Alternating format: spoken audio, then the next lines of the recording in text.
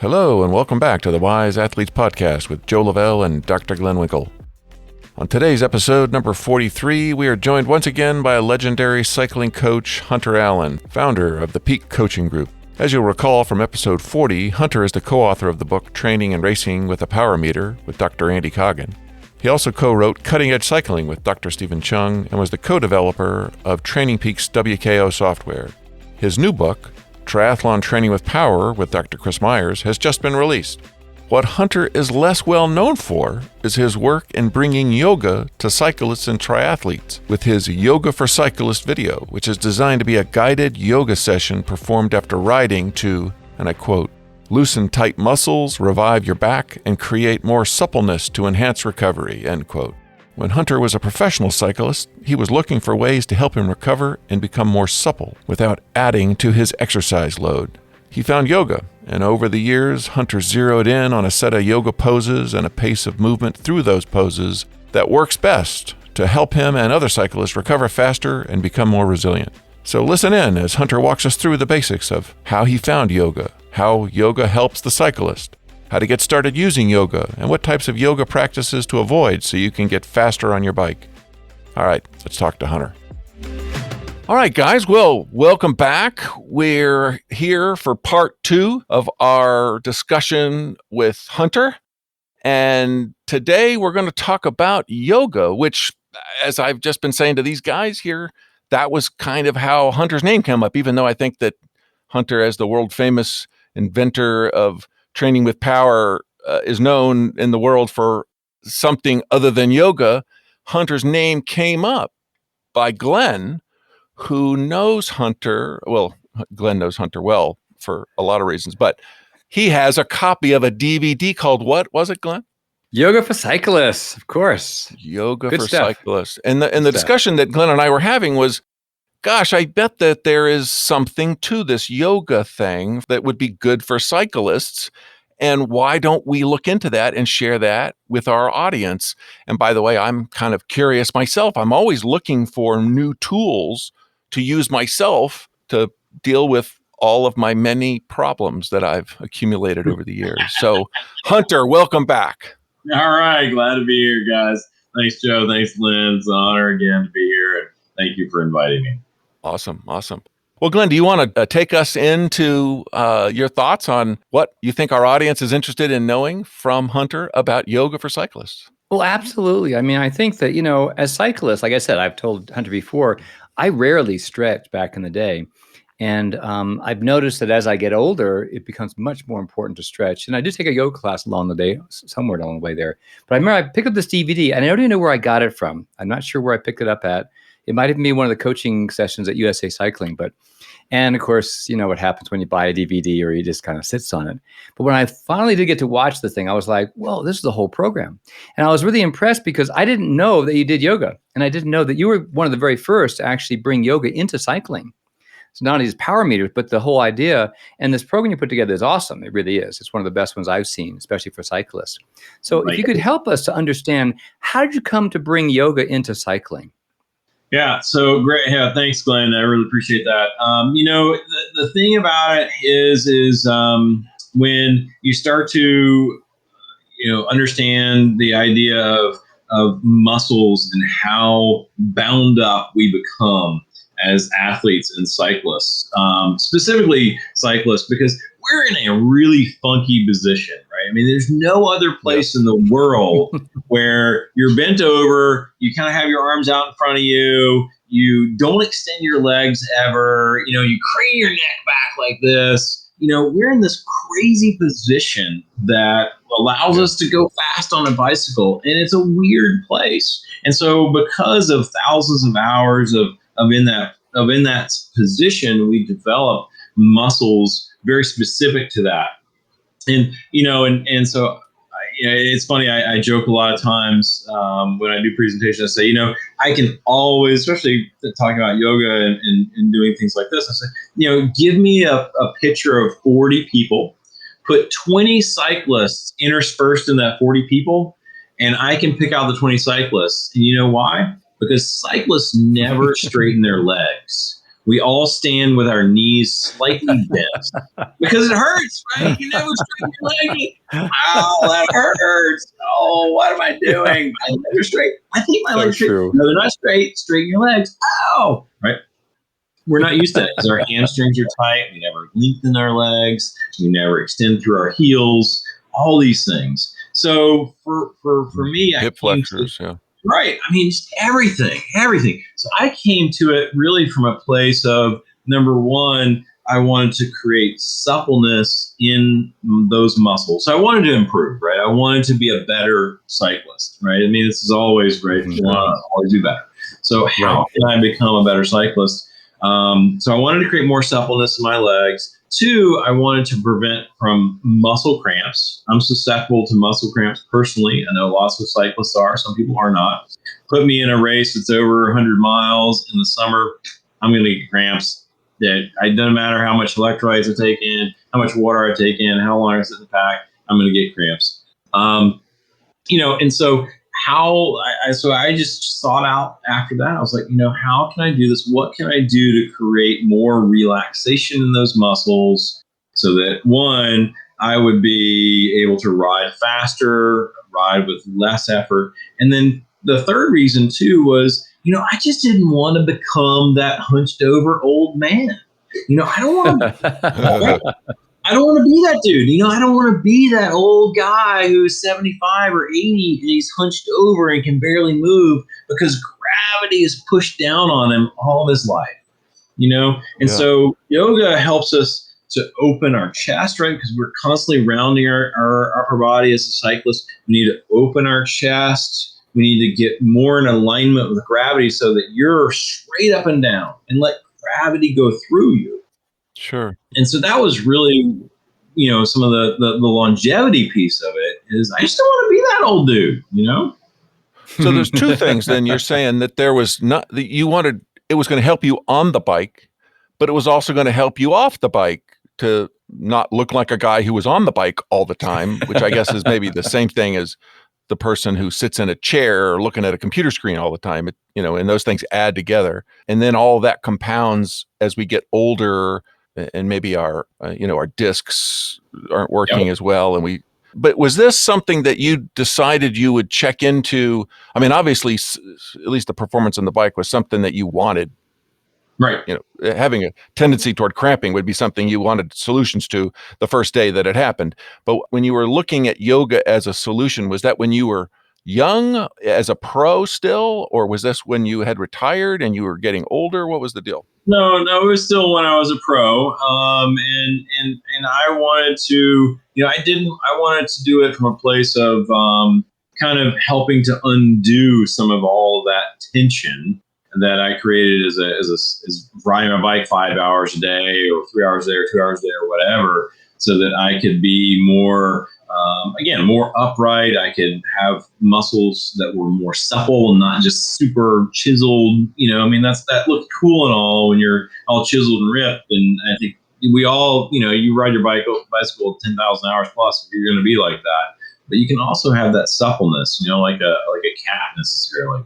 So and then that was where I started down that path and said, I went to a lot of different yoga classes because I wanted to see what was, there's like a gajillion different styles. and so I went to all of them, from hot yoga to Ashtanga yoga to, very slow to normal, kind of just a flowing class, which they call vinyasa. So there's lots of different ways to do this. And what I realized early on was I didn't want to go to yoga class and take a class that was also a workout, because I'm getting my workout on my bike, right? That's my workout, right? That's my yang, right? I wanted the yin of yoga to be more of a recovery tool, to be more of a relaxation place, to create that suppleness, to bring awareness to my breathing so that I could move in harmony with my breath. And that's where I then kind of gravitated toward a much slower practice and going to classes that were kind of easier from that perspective and not creating a sweat, if that makes sense. Yeah. Mm-hmm. Now, how did you choose, of all the modalities that are out there for stretching and flexibility stuff, what brought you to yoga? I think the fact that it was a class that I could take initially, and somebody was instructing me, and then there was a relative system, that you went through. There was a specific structure to the class. These were the poses, the stretches that you did to warm up. These were the ones that we started to work on a little deeper, and these were the ones that we did more breathing in. And that really appealed to me. I mean, we talked about in our last podcast, I love this step-by-step method, right? I mean, it's kind of it's like, give me the step-by-step. What's step one, what's step two, and the power meter. Right. And yoga kind of has that same thing, it really does. Mm-hmm. And it makes sense that if the idea is to do recovery, then, you don't want it to be this mental exercise either, that it's, you're trying to figure out what to do and that sort of thing. It just flow. You just had a routine that either you were following somebody doing, or maybe over time you settled in on a set of 20 things you did that went in the right order. And it just was this flowing thing that helped you to not just stretch, but maybe relax. And maybe you could tell us about all the different benefits you think you get from it. Sure, absolutely. So I think that number one, it is a really great post-ride recovery tool. Most of us, we have very limited times. And okay, gosh, if I get to ride 2 hours a day, then I'm going to ride exactly 2 hours, and I'm going to be back and back wherever, take a shower quick, and blah blah blah. So we don't make time necessarily to sit down and stretch. So it's ideally if you could do some of these poses and stretching right after your workout, that'd be ideal. But in a lot of places that doesn't happen. And one of the places that it's really good is in the evening before you go to bed. If you're sitting around hanging out, on the watching TV, whatever, those are great places. So for that part of it, recovery is a huge piece. Number two, the other benefits are that it makes you aware of areas of your body that may need some work, right? And a lot of times we get sucked into just kind of driving through life and pushing ourselves through life and not necessarily taking the time that we need to say, you know what, gosh, that outside of my knee and my left knee is just kind of tweaked a little bit. I need to do something here and stop. It's fine if I don't do anything and the next day I'm okay, but it's just not right. And so it brings awareness to those areas and then allows you to start to explore them and see if you can start to, for lack of a better word, heal them. Work with that area, work with the breath in moving that. And then that kind of brings the third piece of it is the breath awareness. I think that most endurance athletes, we have an incredible breath awareness just from the pure nature of it, right? Our respiration rate's very high. Our ventilation threshold is very high. We're used to being, out of breath, and that's okay. Yeah. But at the same time, we don't move in harmony with our inhales and exhales because we're constantly, our legs are pedaling, and so we can't breathe that fast necessarily.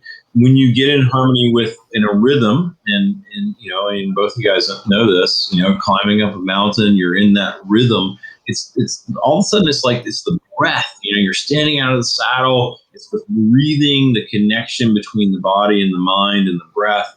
That's really powerful. And so yoga brings that back to cycling. So becoming aware of the breath, of how you move, and how long your inhales are, how long your exhales are. That's a pretty subtle yet very positive thing for you as a cyclist and endurance athlete. That makes really good sense. You're talking about the breathing, and I have come to be aware of breathing. I guess I call it breath work, and it works both for activating you, like if you're trying to get adrenaline going, that sort of thing.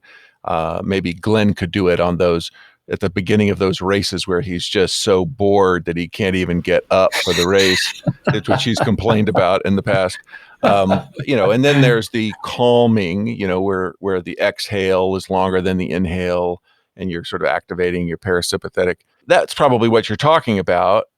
And so if you're aware of that through these yoga practices or whatever, then you can use that to your benefit, or at least not fail to recognize that you're injuring yourself. Like if you're really shallow breathing, chest breathing when you're in the middle of a race, you're wrecking yourself and you don't even know it. You're not getting good oxygen and you're wearing your muscles out. I mean, so I guess that's what you're talking about. Yeah, absolutely. Hunter, there's a 1,000 poses, not 1,000, it's about 880 some poses out. No, there's 908. 908. There's 908. Are there really 900? Oh, God. I have a poster on my wall of the guy doing all 908 poses. So anyway, go ahead. Oh, my goodness. That's insane. Now, how did you come to choose the one that you chose in the DVD? Because it really seems like it flows nicely and it touches upon just those muscles that cyclists need to deal with being tight. Right. I think that some of those were ones that and again, that's the culmination of probably 10 years of 5 years of taking yoga classes, going to weekend retreats, taking seminars, all of that, and then 5 years of teaching. So I taught for 5 years and really boiled it down to those poses that just felt really good as a cyclist. Like for me, and then I would take that class and I taught that class a lot to other cyclists, brought cyclists in and said, hey, people who had been taking yoga, not just newbies, but people who had been taking yoga and had a lot of experiences, and then taught those poses, talked with other instructors. And again, I'm level 5 in yoga, and there's 100 levels, and I'm barely just scratching the surface of it. So I am not a guru at all. But it to me, it was important to figure out, like, okay, what are the areas that are really important? And when we think about it, from cycling, it's like, okay, well, all legs, right? So hamstrings, calf muscles, quads, of course, stuff that supports your knees and doesn't strain your knees. And I think that's super important. I think a lot of people, especially cyclists who come to yoga, they end up straining their knee. And so if you feel pain when you're doing a pose and the pain is in your knee, that probably means you're doing it wrong. And so that means that you're creating some kind of side tension, lateral tension on the knee. If you can kind of think of this is the upper leg, this is the lower leg, and you're creating lateral tension. So really the knee stays in alignment, even when you're sitting in lotus, right? Because what happens is the head of your femur rotates. So right there in the hip, the head of the femur rotates inside the hip, and then that allows the knee to stay into alignment. So there shouldn't even be tension. Now, that takes time. Okay. It takes time. Like it took me probably 3 years of trying to get some of this lengthening in the tendons in my hips, especially, to be able so I could rotate that the head of the femur in the right way. So that it took the tension off the knee. So don't push. Okay. That's important to keep that in mind. But when you go from legs, then we think about, our chest is so big and so huge, and I constantly talk about this with all my coaching clients and anybody that will listen to me. And on a bicycle, if you think of it, right, if you take a balloon, right, our lungs are essentially a balloon. And if you put that balloon inside a cardboard box and then blow that up, it can only expand to the inside diameter of the cardboard box. Well, if you take the balloon and take it out of the cardboard box and then let it expand, it's going to get even bigger, right? So that analogy is like, well, what happens if I round my shoulders, I kind of crunching my core. Right now, I've taken my lungs, I've restricted the lungs in a cardboard box, and I can't even breathe in to expand the lungs, expand that balloon to the amount that they can possibly expand. Sure. So if you open your chest, right? If my chest is open, my spine is long, my rib cage is open. Now I've got 30% more area that I can expand into. Right. And so just becoming aware of like, wow, how do I ride a bicycle instead of rounding my back? How do I ride a bicycle with a flat back, right? How do I keep my back long and roll my pelvis forward? So, think about how you're sitting right now in the chair, right? We sit on our sit bones, right? I gotta get my sit bones out here. I'm sitting on my sit bones, right? Yeah. And you feel like I'm sitting on my sit bones here. My spine is long. The top of your head is back here, the crown. This is not the top of your head. The crown, the front of your head is not the top. The back here is the crown. It's as if a thread pulls you to the sky from back here, like you're a marionette puppet here, okay? Okay. You're typing away, you're relaxing your shoulders, you're typing away, right? Now, if you say, okay, well, I'm going to sit on my bicycle like that, then what do is you round your upper body and you bend over and you become the old hunched over old man. You're reached out trying to reach the handlebar. That crunches your chest in, that closes your chest, you can't breathe. What you want to do is remember at the hips, there's a pivot. And so now it's like, and I'm going to scoot back here in the video so you can see me. So for everybody who's watching the video, you can see me. And you can see this right here. If I'm straight here like this, and I round my back and reach out, this is crunching all this area in. But what we want to do is pivot here and lengthen so that now my sit bones are going back and down. Okay, so my sit bones are going back and down. And since nobody could actually see that, I'll just say that what Hunter was doing was not bending his spine, but he was rotating from the hip so that his spine was straight, and that allowed him to have maximum capacity within his lungs. And I think it also allowing you to let your belly out too, to expand the diaphragm and give you even more capacity. The diaphragm drops. Yes. Exactly. Okay, cool. Before we get too far down the path, I wanted to reiterate a couple of things that you said that I think are important. And one was that people should not hurt themselves picking this up. When they find pain or they find that they're tight, which is why they were going to do it in the first place, they shouldn't be trying to stop being tight in the first 5 minutes in the first session of doing this. You said it took you 3 years to where you felt like you had finally gotten to where you were supple. So take your time, get some instruction, maybe a video that presumably is now streaming as opposed to on DVDs, since nobody on the planet except for Glenn owns a DVD player anymore. Old school. Anyway, sorry for interrupting. Yeah, no, that's a really good point, right? I mean, it just does take time, and you're never going to undo 5 hours of riding on a bicycle with 30 minutes of yoga afterwards. I mean, it just isn't going to happen. Right? That's a good point. And there's not enough hours in your life to undo all the time on the bike plus all the time you've been sitting and balancing it out, right? Because that's like 40-some, 80-some hours, depending on the person.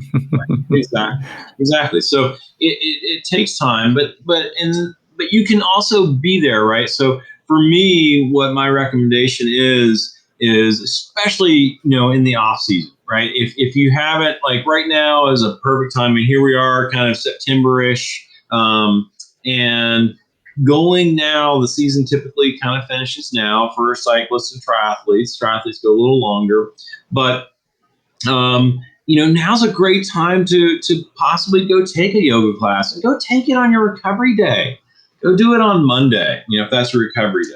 Go do it then, because then it's like, you're still taking an hour and a half. You're taking class. and you're using it for this time to recover.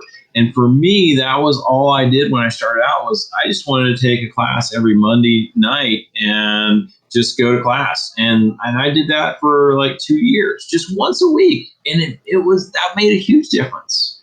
And then I said, wow, I should probably take some other different classes, and I should go 2 different times a week or whatever. All those different things. I started doing it in a different way. So that's important to kind of think about that, because it really makes a difference from a perspective of your intention, right? So your intention is to make this so that, 1, you recover, 2, you make your muscles more supple, you feel more at ease in your body, right? We got to live in this body, right? Hopefully we're going to live a really long time. And 3, increase our longevity so that we don't become the hunched over old men, old women, that you see that can barely, walk to the grocery store. I mean, I just don't want to be that person. I want to walk just with energy and longevity and keep my body in harmony with gravity. That's what I want to be when I'm 80 years old. Yeah. And I think it's key that people say to themselves while they're doing this, that I'm doing this for recovery. So don't be competing with the people in the room on who can flex the most or do the most reps of whatever. You're doing it for recovery. This is why it does not detract from your workout routine. It adds to it. If you can recover a little better, you can do more training if that's what you wanted to do. Absolutely. And Joe, that's hard, right? We're competitors, right? And I guarantee you, Glenn and I, you put us on 2 yoga mats in the yoga room, we're gonna be like, I'm stretching more than you are. I'm doing it. Right? Because we're competitors. We love that.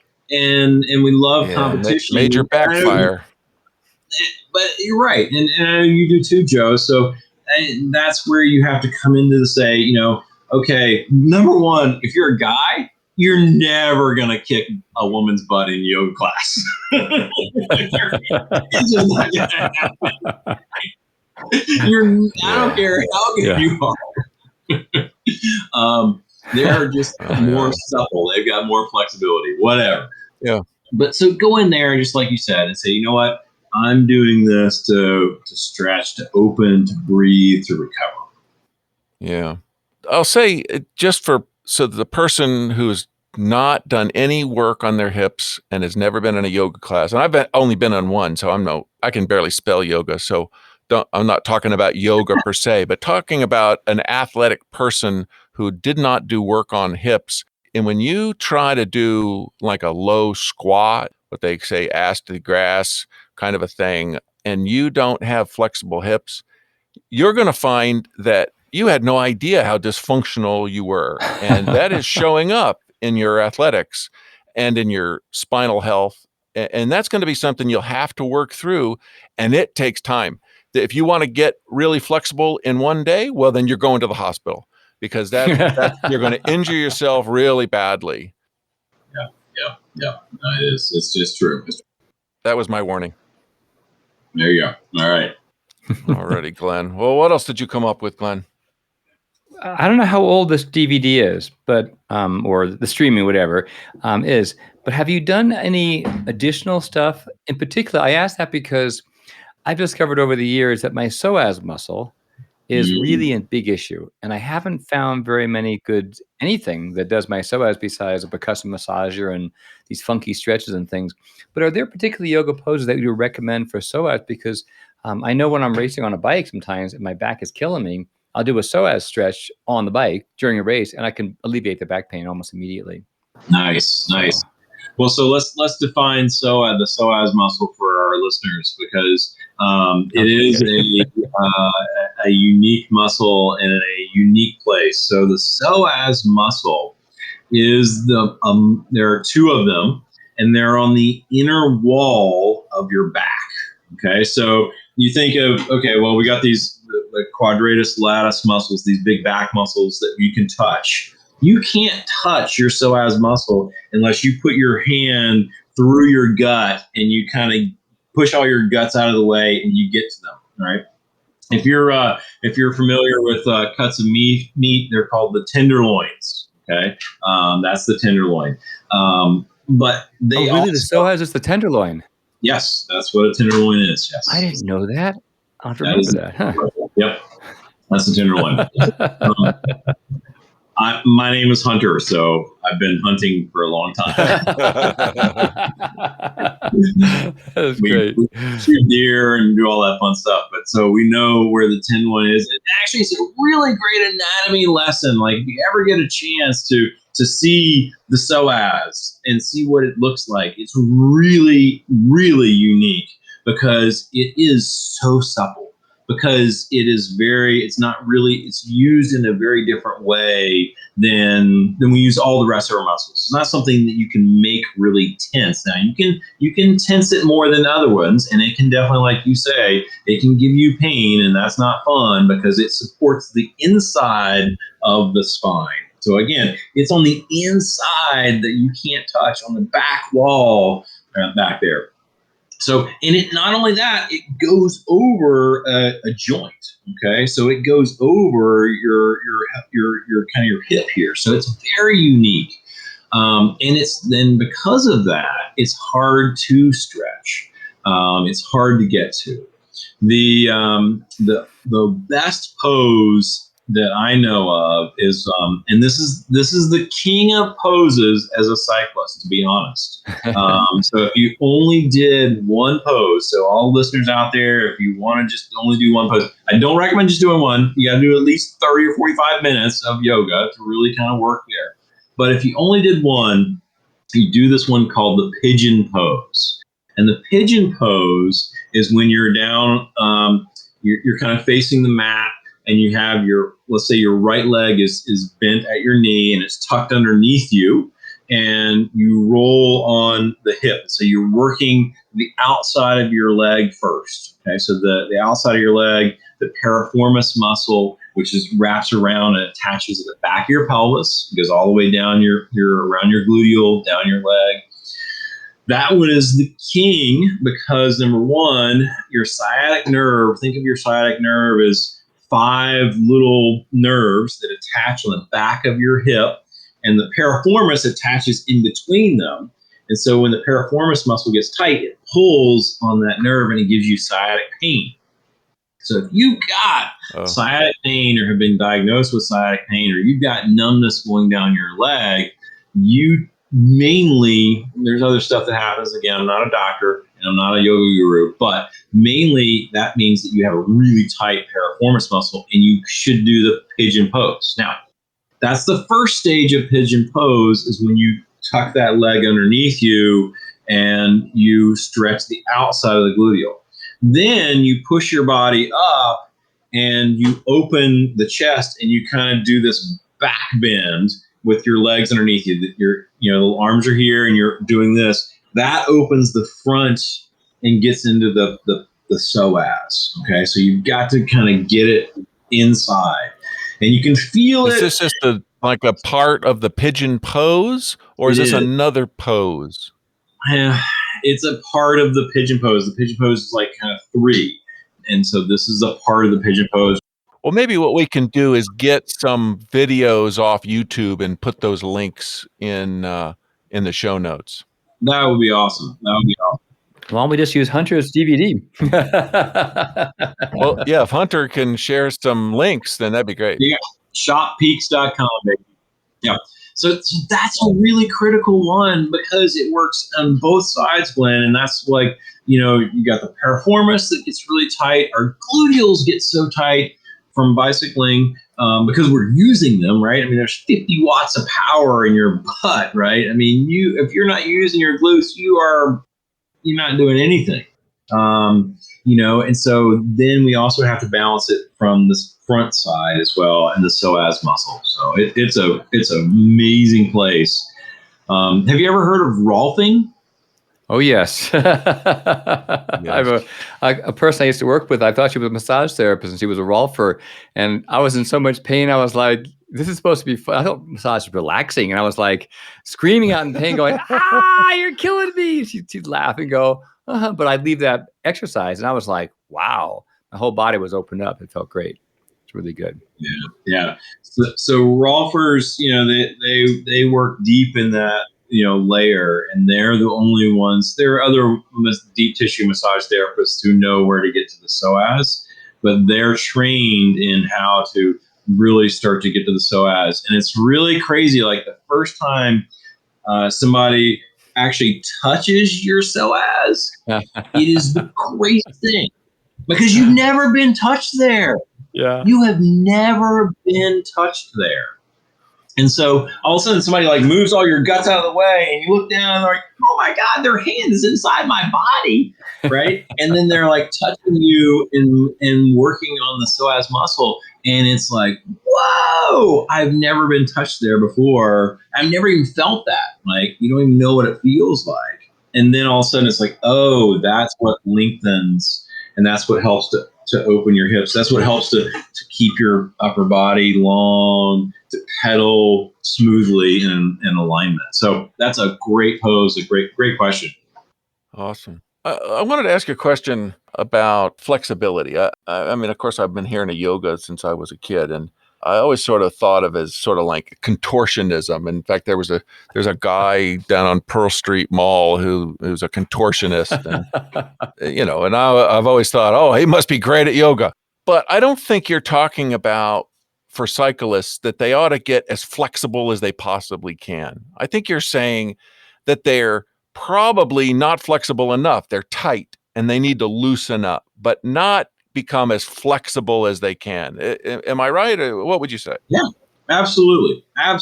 No, I think that's exactly the thought process here is use this as a tool to, one, make yourself a better cyclist, help your recovery, give yourself some space in the joints. Okay. So think about it too as, right, if we just think about our knees, right? I mean, we are so fortunate as cyclists, right? We can do this till we're in our 80s and 90s and hundreds or however. One of the reasons is because we don't have that impact that runners have.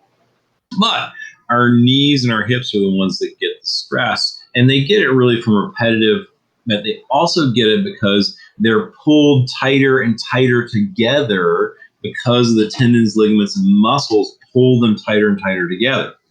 So we want to create space between the upper leg and the lower leg in the knee area to give it so that it can move freely, so that we don't create a place where now we're just hitting this one spot for 1,000,000 times 10 years. It's more openness. So we want more openness in our joints.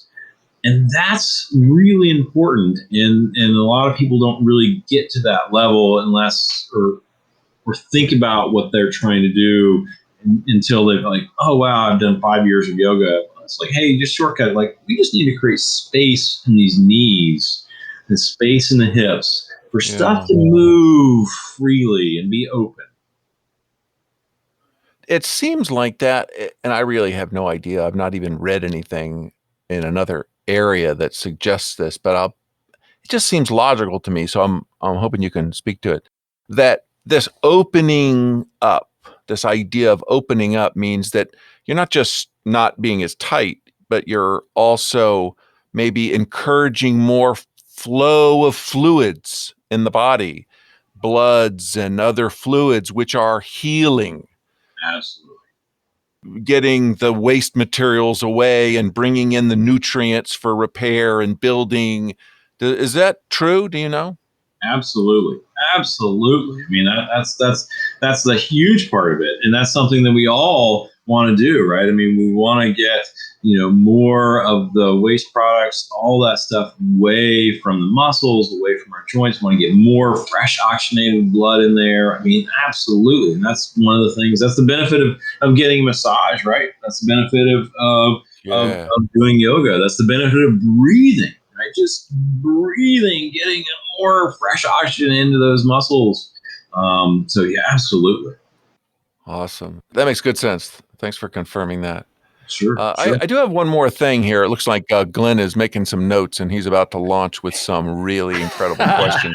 But while he's getting ready for that, I wanted to ask you about balance. I mean, obviously, balance is one of the things that you can get from yoga. And I haven't seen your video, so I don't know whether balancing poses are a part of what you do.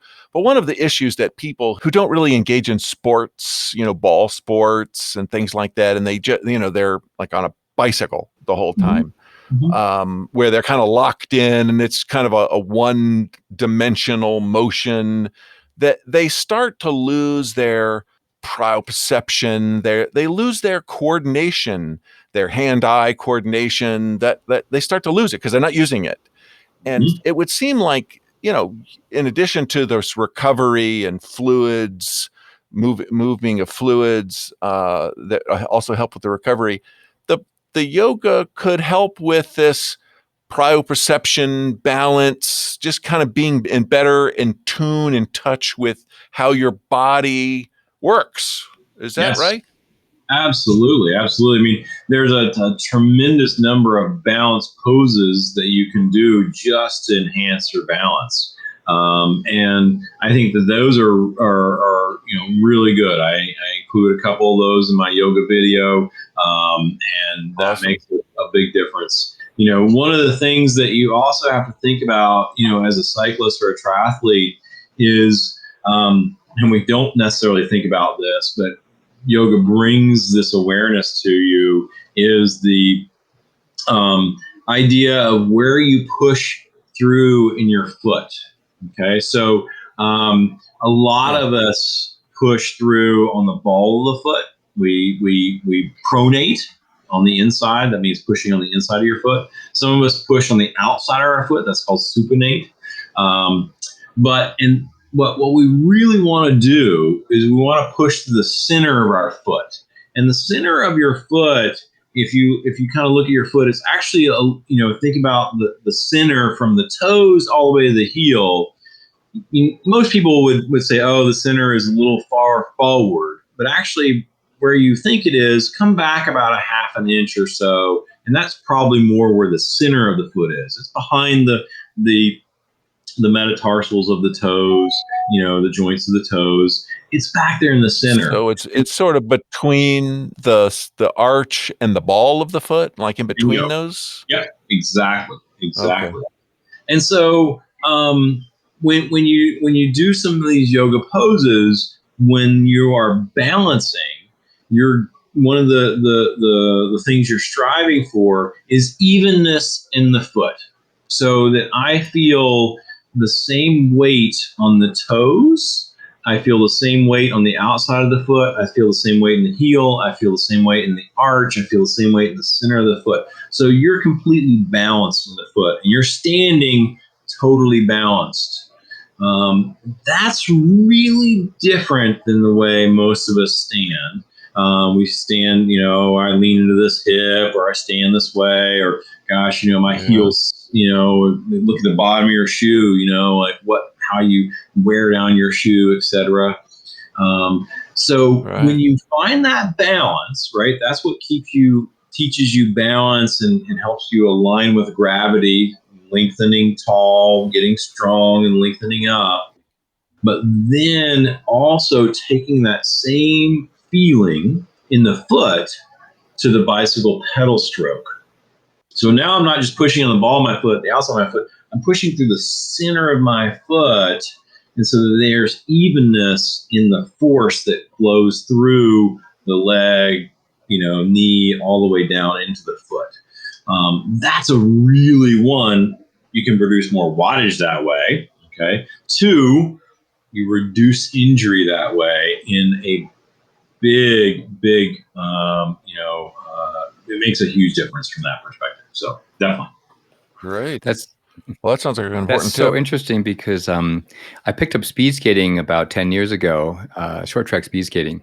And the thing that you're saying right now about how you put pressure onto the foot and onto the pedal, because if you're on the ice and you put pressure down too far on the toe or the heel, of course you fall.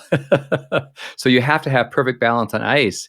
But then you have to figure that in a corner, you're generating 1, 2, or 3 Gs. And so you accelerate the forces. You have to be perfectly balanced. And then you take that same pressure and you apply that to a bicycle, and you generate literally more wattage, essentially, as a result, by using proper technique. And so, you watch people riding bikes, and they're just so completely off. I mean, it's almost funny because you can get away with stuff on a bike you couldn't get away with on ice, And so Right. I'm always correcting people and saying, well, no, we should probably do it this way. You get more power and everything else. And now with power meters, you can actually see those numbers increase, which is quite unique. Right, exactly. And you eliminate pain. I mean, so many cyclists ride around with their feet in pain, and they're like, oh, this is just part of cycling. I'm like, no, this is not part of cycling. You need to have the proper shoe. You need to have the cleat where it needs, proper for your foot, to be able to push to the center of that foot to generate the most power, because you're stacking bones, right? I mean, we want to stack those bones on top of each other. And that's what you do in yoga when you're doing balance poses. You have to stack the bones, otherwise you fall over. So true. Right. So true. It's good stuff. Now, I'm thinking about this. If we have people in our audience that have never done yoga before, and they think it's like Joe watching those people in the corners up in Boulder, that are all like contortionists, how would you, I guess, encourage a person who's never done yoga, who may be a cyclist who's all tight and locked up like that old man that's like cobbled over and, and crippled and stuff? How would you encourage them to get started in something like this? That's great. Great question. So first off, I would look for a class. I mean, you can certainly get a copy of my DVD. That's a great place to start too, because it's easy. It breaks down the poses and it's simple, and it's 40 minutes. So the copy of that on shoppeaks.com, that's easy. But beyond that, plus it's also curated just for this purpose of a cyclist trying to recover better, as opposed to what you go to a yoga class, you're not really sure what their purpose is for what they're teaching. Right. And so that's where you do say, I think it is important to go to a class, get instruction, but you really want to make sure the class you're going to is not this hot class, and just the hot yoga. Just again, it's too aggressive. It's too easy to get injured in those classes. It's not a super flowing, fast class. If you're looking at what's called a Ashtanga, ASHTANGA, Ashtanga yoga class, that's also a little bit too much. Or even a vinyasa. Vinyasa means flowing. That's also a little too much. Or if you look for one that says slow vinyasa, or a slower, more relaxed class. And that's the class you really want, right? You want to go to a class where the instructor is moving through the poses at a slower pace, spending more time in the poses, so that you can get a more recovery, breathing type connection to the movement. That's really good. The one the style that I gravitated to the most, that I really like the most, is called Iyengar. And I'm going to probably mess up the spelling of it now. It's Iyenegar. I think that's right. It may have messed up the spelling there, but Iyengar. And we'll check that and get that in the show notes. That's a great class because it's slower. You hold the poses for longer. And it is much more of this kind of recovery type pace. So definitely be very careful about when you go to a class. Check it out, see which ones are, and call the places. Say, here's what I want, and they'll say, Allison on Tuesday teaches that, but nobody else teaches that, or whatever. Yeah. And is there anything like beginner classes or are there advanced classes where you really should stay out of those because bad things happen? I mean. Yeah. People are standing on their head. Yeah, the advanced classes. Standing on your head. They're standing on their head. They're doing yoga tricks. They're doing all kinds of stuff. I mean, it's like, don't even think about that. Definitely beginner is the way to go. And you might just do beginner as a cyclist. That's all you might ever do. You might only do beginner for I've been doing the beginner class for 5 years because that's what I want, right? I don't want to do yoga tricks. I don't want to be the contortionist. I don't want to be standing on my head and doing all that stuff. So yeah. Right. All right. And no pain. No, if it's hurting, no pain, then back off. And no ego. Let the ego at the door. You're not competing with your next door neighbor. No ego. There you go. Well, all right. Well, what else do you have there, Glenn? That's good. No, we've covered a lot of stuff. A lot of cool stuff too. Well, that's great. Well, so let me ask you, Hunter, is there something we didn't ask? I mean, some page or door we didn't open that you think we should chat about? I think we hit a lot of the highlights here. I think that number one, it is something as an endurance athlete you should incorporate into your training, and you should consider it part of your training. Right? It's just part of me being a better athlete. I want to be a better athlete, whether you're a triathlete, a runner, a cyclist, a swimmer, whatever it is. That's important, and so I think that our listeners should know that that's a key part of it. The other piece of it is that it doesn't take a lot, right? One time a week will make a difference, after 2 or 3 months, right? Eventually, you're probably going to want to do 2 times a week because that whole adaptation phase, you're going to get adapted and you want to keep on improving a little bit more. And so there's more adaptation that has to happen. And so I think that those are really, really critical. And then I really want everybody to understand that we don't have to be this hunched over person, right? You don't have to be rounded cyclist dude with his neck all craned out like this. I've seen some guys who've been racing for 50 years now, and they're like permanent in this position, and they walk around like this. And you're just like, yikes. Right. Yeah. I don't want to be that. I want to be tall, long, head aligned. I don't want to have neck problems. I don't want to have spine problems. I want to make sure that everything flows through my body. And yoga makes a huge difference from that perspective. But it's probably never too late. If you're that guy, then get some yoga. Absolutely. Yeah. Absolutely. Yeah. Totally agree. Awesome. Well, that's fabulous. Thank you. Thank you again, Glenn. Good question, sir. And Hunter, it's amazing that you're an expert in 2 totally different areas. I guess it comes from a lifetime in a sport where you've had to explore and invent things for yourself. You've had to become good at it. There you go. It's all in the pursuit of excellence. Excellent. All right. Well, we'll get some of those names checked out and links checked out, and we'll get all that stuff into the show notes. And Hunter, the availability of your video is through your website. Yeah. You can go. Peaks Coaching Group is my coaching website, or you can go straight if you want just the yoga DVD. You can go straight to my store, which is shoppeaks.com. Shoppeaks.com. And I've got it in there, and it's a streaming thing. You can just download it and stream it right on your laptop, and that's very easy. I don't even think I have any DVDs for sale anymore. But yeah. All right, guys. Well, you have a good one. Thanks again. It's so great to have you on board. Bye-bye. All right. Thank you, guys.